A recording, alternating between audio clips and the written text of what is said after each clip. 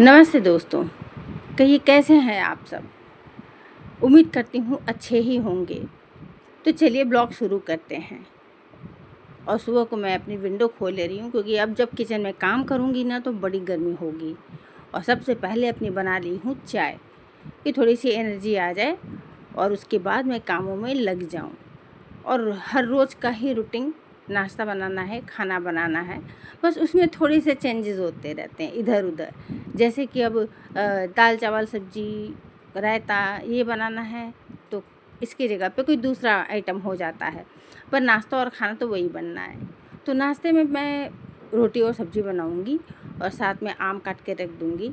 और सब्ज़ी मैं बना रही हूँ बिल्कुल नॉर्मल एकदम सब्ज़ी, जैसे कि हरी मिर्च टमाटर और सूखे मसालों के साथ बनाऊंगी इस सब्ज़ी को।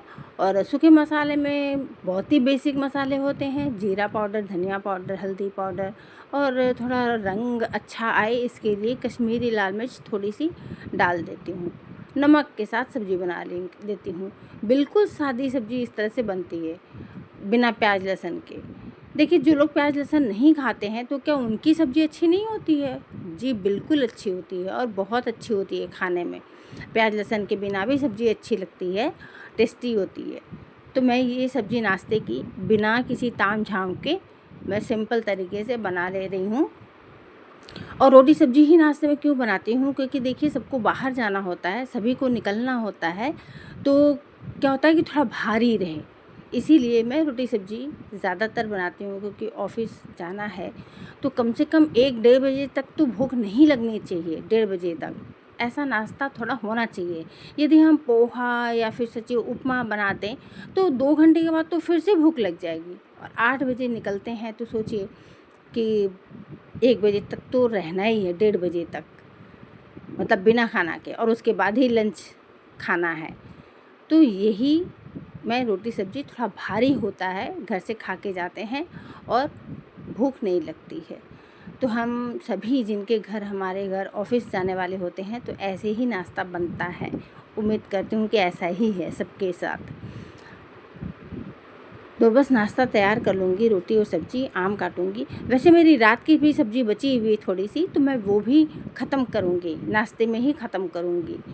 तो नाश्ता दे दिया है सबको और अब लंच की तैयारी एक ही साथ करके फिर किचन का काम ख़त्म करूँगी और निकलूँगी। तो लंच में आज बना रही हूँ मैं कढ़ी, कढ़ी और चावल। तो कढ़ी के लिए मैंने पहले पकौड़ी के लिए बेसन घोल रही हूँ मैं। तो पकौड़ियाँ बनानी हैं, बिना पकौड़ी के कढ़ी तो बिल्कुल अच्छी नहीं लगती। अच्छी लगती है पर फीकी फीकी सी। कढ़ी में पकौड़ी बहुत ज़रूरी हो जाता है मेरे घर के लिए। तो पकौड़ियाँ बनाने के लिए तेल डाल करके और बस पकौड़ियों को छोटे छोटे पकौड़ियाँ डाल दूँगी, इन्हें निकाल लूँगी।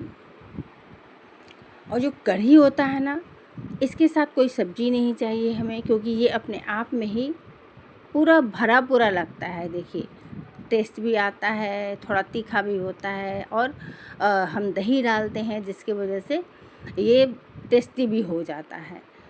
तो कढ़ी और चावल इसके साथ कुछ भी नहीं चाहिए। तो मैंने पकौड़ियाँ निकाल ली पर तेल कुछ ज़्यादा ही था मेरी कढ़ाई में। तो ये मैंने बाज़ार से ये बड़ियाँ मंगाई थी। ये बाज़ार की रेडीमेड बड़ियाँ हैं जो कि कभी-कभी सब्ज़ी में मैं डाल देती हूँ, 2-3 करके डाल देती हूँ सब्ज़ियों में।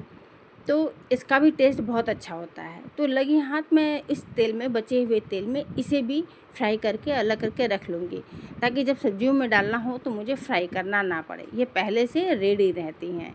तो तेल ज़्यादा है, इस तरह से 2-2 करके 3-3 करके मैं इसे निकाल ले रही हूँ, क्योंकि तेल कुछ कम हो जाए और कढ़ी बनाने के लिए मुझे परफेक्ट तेल हो जाए। तो उन्हीं तेल में छान करके अलग से रख लिया है। तो तैयार है, अब ज़्यादा मुझे कुछ करना ही नहीं है। कढ़ी में अब केवल मुझे दही में फेंट करके बेसन लगाना है। तो लहसुन, कढ़ी में ना लहसुन का ज़बरदस्त रोल होता है। तो पहले इसमें सरसों डाल दिया है तेल में तड़कने के लिए, और लहसुन डाल दिया है। लहसुन का जो खुशबू होता है, जो टेस्ट होता है ना, वो बहुत ही अच्छा लगता है कढ़ी में। और हरी मिर्च, दोस्तों इसमें लोग लाल मिर्च डालते हैं, पर मेरे पास लाल मिर्च है नहीं, इसलिए मैं हरी मिर्च ही डाल दे रही हूँ कढ़ी में। अच्छा लगेगा, ऐसा कुछ नहीं है, उसका भी अपना स्वाद आएगा। तो दही के ही बर्तन में मैं थोड़ा सा बेसन और पानी मिला करके और इसमें फेंट ले रही हूँ, ताकि मेरा काम एक साथ ही हो जाए। दही के साथ ही मुझे अलग से छानना नहीं पड़े, कुछ करना नहीं पड़े। और देखिए एक साथ मैंने तड़का लगा करके और डाल दिया है। साथ में पकौड़ियाँ भी डाल दूँगी और चलाते हुए अपना अब मेरा कढ़ी तैयार है। तो दूसरी तरफ मैंने चावल भी बिठा दिया था, वो मैंने दिखाया नहीं है, पर मेरी चावल भी रेडी है। कुकर में ही बैठाया था, जिसमें मैंने सुबह सब्ज़ी बनाई थी उसी कुकर में मैंने, खाली हो गया था तो मैं उसे चावल उसी में बिठाई हूँ और नमक डाल करके बस कढ़ी मेरी रेडी है। तो दोपहर का लंच तैयार कर लिया है। और उसके बाद एक बॉयल आ जाता ना, तो क्या है कि पकौड़ियाँ भी जब हम साथ में डाल देते हैं ना शुरू में, तो ये भी नरम हो जाते हैं उसके साथ। और लंच तैयार है, तो आइए खाना खाते हैं, थोड़ा रेस्ट करते हैं और जो हमारे अदर काम है वो करूँगी। और वो सारे करने के बाद में फिर अपने दूसरे कामों में लग जाऊँगी। तो रेस्ट करने के बाद मैं उठी हूँ और ये देखिए एक गिफ्ट है, मेरी बेटी कल जाएगी एक पार्टी में, तो इसे मैं पैक करके और रख दे रही हूँ। वो थोड़ा रेस्ट कर रही थी, कॉलेज से आई है, आने के बाद मैं खाना खा करके, मम्मी मेरा ये गिफ्ट पैक कर देना प्लीज़, ऐसे बोली है। और बोल करके वो मैं सोने जा रही हूँ। तो ठीक है, मैं उसका पैक करके रख दे रही हूँ। देखिए बच्चे हमारी भी हेल्प करते हैं, तो जगह जगह पर हमें भी बच्चों की हेल्प करनी चाहिए। ये नहीं कि हाँ अब खुद ही कर लो, बड़े हो गए हो, तो ऐसा नहीं है। पूरा फ्रेंडशिप वाला एकदम रिलेशन अपने बच्चों के साथ रखना चाहिए, एकदम उनके दोस्त बन जाइए। मैंने पहले भी अपनी वीडियोस में कहा है कि अपने बड़े बच्चों के, जो बच्चे बड़े हो गए हैं उनके दोस्त बन जाइए। माँ बाप बन के उन्हें डांटते फटकारते मत रहिए। तो ऐसा है, ऐसा करने से ना माँ बाप का अपने बच्चों के साथ जो एक संबंध होता है वो अच्छा बनते जाता है। वो हमेशा आपकी बात मानेंगे अगर आप फ्रेंड बनते हैं तो पैक कर ली हूँ इसको और अब लगूंगी मैं मंदिर में, मुझे कुछ काम है तो दूसरे कामों में। और ये सैलो टेप में ना मैं किनारे पर कागज़ लगा कर रखती हूँ, एक पेपर लगा देती हूँ जिससे मुझे पता चलता रहे कि यहाँ पर इसका किनारा है, नहीं तो उसको ढूंढते रहो, वो मिलता नहीं है। सैलो टेप में ऐसा होता है। मंदिर में आ गई हूँ और ये मेरा ऑर्गेनाइज़र एक बड़ा सा है, ऑर्गेनाइज़र डब्बा है, तो मैंने इसे ऑर्गेनाइज़र के तौर पर यूज़ किया है। तो सारे आसन हैं और जो जैसे ठाकुर जी के कपड़े वगैरह हैं, तो इसी डब्बे में ऑर्गेनाइज़ करके मैं रखती हूँ। और ऑर्गेनाइज़ करके रखने से कपड़ों को क्या होता है ना कि कपबोर्ड में बहुत सारी जगह बच जाती है कि हम दूसरे सामान भी उसमें रख पाते हैं। तो इस तरह से सारे सामानों को, और ये देखिए कान्हा जी के जैसे गद्दा है, तो ये नया ही है, मैंने रखा है। लक्ष्मी गणेश जी के कपड़े और रखे हुए हैं, नया ही है बिल्कुल। और लड्डू गोपाल के बहुत सारे ये ड्रेसेस हैं जो कि ओकेशनली मैं उन्हें पहनाती हूँ। जैसे होली हुई तो उसमें पहनाया, क्योंकि हम अच्छे कपड़े पहनते हैं तो गोविंद को भी अच्छे कपड़े पहना लेती हूँ। और ये तो बिल्कुल नया ही है, अब जन्माष्टमी आ रही है तो उस पर मैं उन्हें पहनाऊँगी। तो इस तरह से कपड़े जो बड़े बड़े हैं देखिए बहुत अच्छा लगता है। पर उनके डेली यूज़ के जो कपड़े होते हैं ना वो अलग होते हैं, और उन्हें कॉटन के हम रखते हैं कि उनको भी सहूलियत रहे। ये सारे कपड़े पहनने से जैसे हम नए कपड़े, डिज़ाइनर कपड़े पहनते हैं तो हमें बड़ा संभाल के उठना बैठना पड़ता है ना, उनकी बड़ी केयर करनी पड़ती है। तो इसी तरह से ठाकुर जी को भी इतना ज़्यादा कंफर्टेबल नहीं होता होगा जितना कि नरम कपड़ों में, कॉटन के कपड़ों में उनको कंफर्टेबल रहता होगा, वैसे इन कपड़ों में उतना नहीं रहता होगा। तो और ये डिज़ाइनर कपड़े हैं, ये कभी कभी पहनाते हैं।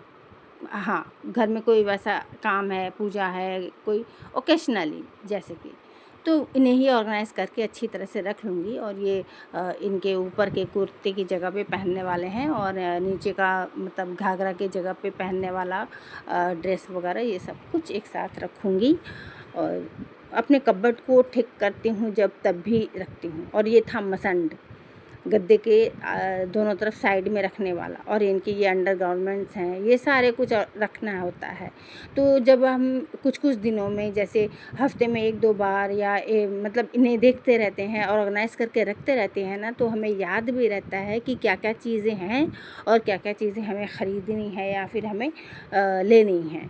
तो इस तरह से देखते करता रहना चाहिए। तो मैं जब समय मिल जाता ना, जब भी समय मिलता है तो मैं कहीं न कहीं का इस तरह से रखना करना जब करती रहती हूँ। देखिए सभी लोग करते हैं, पर हर लोगों के करने का अपना तरीका कुछ अलग होता है ना? तो बस ऐसा ही है। और कभी मंदिर का करना रहता है, कभी अपने घर के अलमीराज़ हमें ठीक करने होते हैं। जैसे भी समय मिलता है अपने समय के हिसाब से हम जिस तरह से सूटेबल हमें लगता है हम अपना काम करते जाते हैं। बस तरीका काम सबका एक है, बस तरीका अलग-अलग है सबका। तो फ्रेंड्स, अगर वीडियो पसंद आती है ना तो जो नए लोग हैं वो सब्सक्राइब ज़रूर कीजिएगा, और जो लोग पुराने हैं हमारी वीडियो पे वो लोग लाइक कीजिएगा। ठाकुर जी के कपड़े हो गए हैं ऑर्गेनाइज़, और मैंने इन्हें रख लिया है, और मेरे कपबोर्ड में जगह बढ़ाने के लिए ही मैं ऐसा कर रही हूँ। डेली यूज़ के कपड़े अलग कर ले रही हूँ, और जो उनके ओकेशनली कपड़े पहनने वाले हैं तो अच्छे वाले कपड़े उन्हें अलग रख रही हूँ। तो 2 डिब्बों में इस तरह से रख ले रही हूँ। जब बिखरे हुए होते हैं तो जगह बड़ी कम सी लगती है, और जब ऑर्गेनाइज़ करके हम इस तरह से किसी डिब्बे में या बॉक्स में करके रख लेते हैं ना, तो जगह काफ़ी बढ़ जाती है। आप ऑर्गेनाइज़ करके देखिए, बहुत जगह मिल जाती है। तो मेरे कबर्ड में देखिए काफ़ी सारी जगह हो गई है, और यही अगर ये बिखरे हुए रहें ना तो बिल्कुल भी जगह नहीं बचती है। और जो इतनी जगह बच गई है, देखिए मैंने पालना भी रख रखा है उनका इसी कपबोर्ड में सब कुछ, और फिर भी मेरे पास जगह है। और अब मैं इनके नाश्ते और खाने का जो डिब्बा है ना, मैं इन डिब्बों को भी इन्हीं के साथ में साइड में रख लूँगी। आज यहीं तक, मिलते हैं फिर अगले वीडियो में।